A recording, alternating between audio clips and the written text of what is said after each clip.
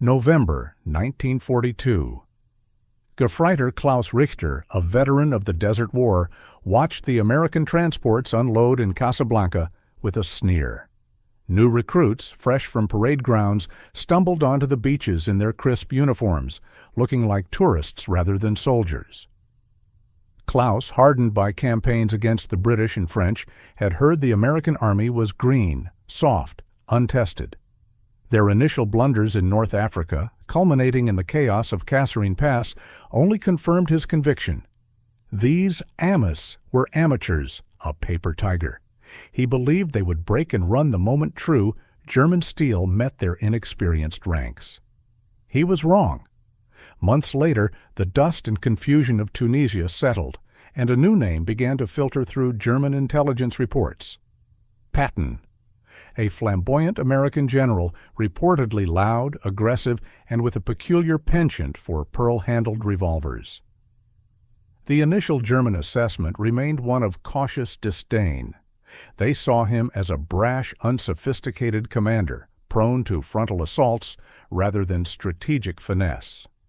General Feldmarschall Albert Kesselring, commander of German forces in the Mediterranean, dismissed the new American methods as lacking depth. The consensus was that while the Americans could push, they lacked the disciplined tactical genius of the Wehrmacht. But this comfortable illusion was about to be shattered on a small, sun-baked island. July 1943. Sicily. When the Allies landed, German High Command expected a methodical, grinding advance. What they got from Patton's newly formed 7th Army was a lightning strike. Instead of consolidating beachheads, Patton drove his forces with a frantic energy, bypassing strongpoints, outflanking the enemy, and pushing for Messina with a relentless fury that shocked the German and Italian defenders. Major General Hans Valentin Hube, commander of the 14th Panzer Corps, found his carefully planned defensive lines bypassed again and again, his flanks exposed by an enemy who seemed to ignore every textbook rule of engagement. He wrote in frustration, "This American, he drives his men like devils. They are appearing where they have no right to be." The initial contempt began to curdle into a bewildered respect for sheer unadulterated speed. Yet, even then, many German officers still clung to the belief that such headlong rushes would eventually exhaust themselves, that a true masterstroke would expose Patton's lack of subtlety. They clung to a dangerous hope. July 1944. Normandy. For weeks, German intelligence, aided by a masterful Allied deception plan, had been utterly convinced that General Patton was poised to lead the mighty 1st U.S. Army Group, FUSAG, in an invasion of Pas-de-Calais. Every resource, every available panzer division was held in reserve, awaiting the inevitable assault. This deep-seated conviction meant that when Patton finally did appear on the battlefield in Normandy, leading the newly activated Third Army, the IBM German High Command was caught in a horrifying paradox. He was there, yet he couldn't be.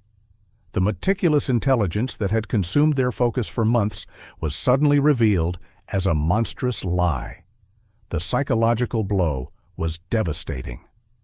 General Feldmarschall Günther von Kluge, commander of OB West, wrote to Hitler, "We are stretched to breaking point. The enemy possesses complete air superiority and has proven able to concentrate his forces at any point he chooses." He still had no clear picture of the whirlwind that was about to descend upon him, Operation Cobra. The German 7th Army was digging in, expecting a slow, bloody fight, just like the British and Canadians had endured. Then the skies opened.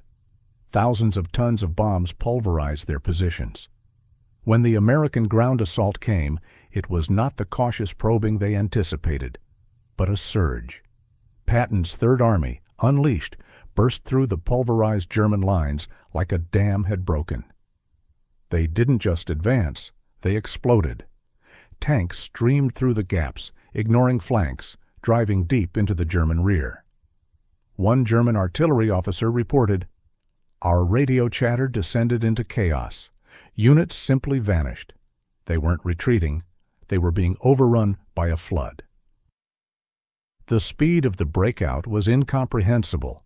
General Omar Bradley later recounted, "Von Klug was literally a shattered man.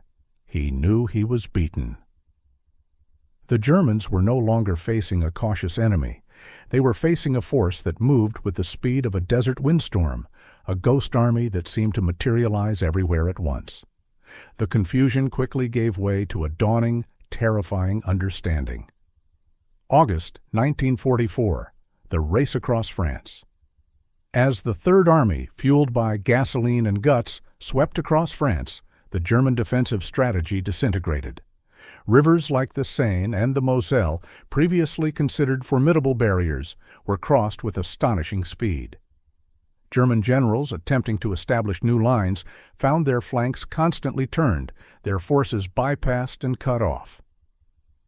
Patton ignored conventional wisdom, didn't wait for his supplies to catch up, didn't worry about his exposed wings. His motto seemed to be, "Speed is defense." General Alfred Jodl, chief of the OKW operations staff, remarked, "This man, Patton, he is a madman. He risks everything, but he moves."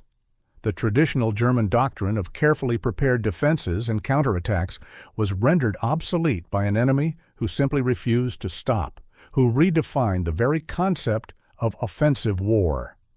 Metz, a fortress city, held out for months, yet even its stubborn defense felt like a desperate, isolated act against the relentless tide. The Germans were being run over, psychologically as much as physically. But a final, desperate gamble was about to test the very limits of this audacious American general. December 1944. The Ardennes Offensive. For months, the German High Command had sought to regain the initiative.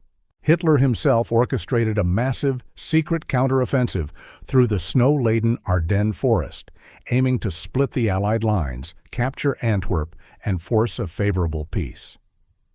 The attack achieved complete surprise, piercing the thinly held American front.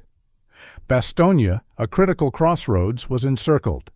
German generals, particularly Hasso von Manteuffel, commanding the 5th Panzer Army, believed they had the Americans cornered, their morale shattered.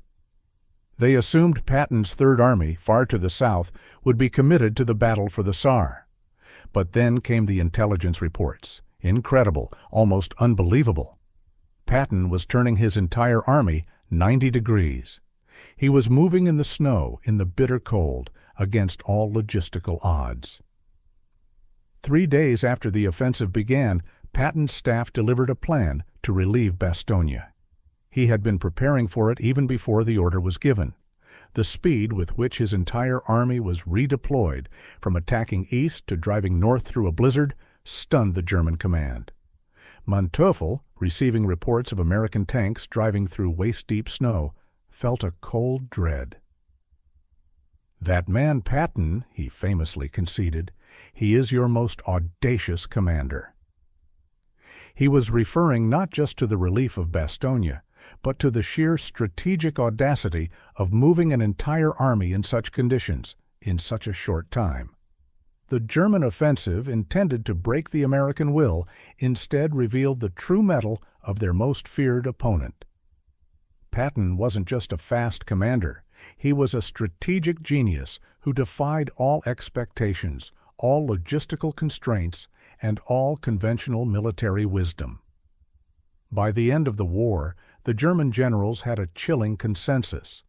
They had faced Rommel, Montgomery, Zhukov, but George S. Patton, the flamboyant American, stood alone. He was not just a general.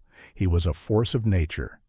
His psychological impact, his relentless drive, his refusal to acknowledge obstacles, made him unique.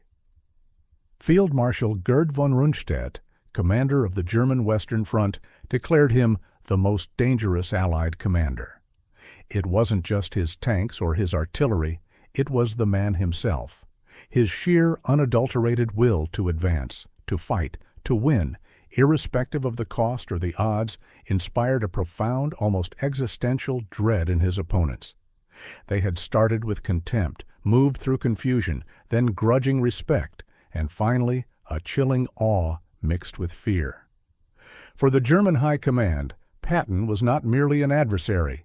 He was the embodiment of an unstoppable, terrifying storm, a general who taught them the true meaning of a relentless modern blitzkrieg. And they never forgot it.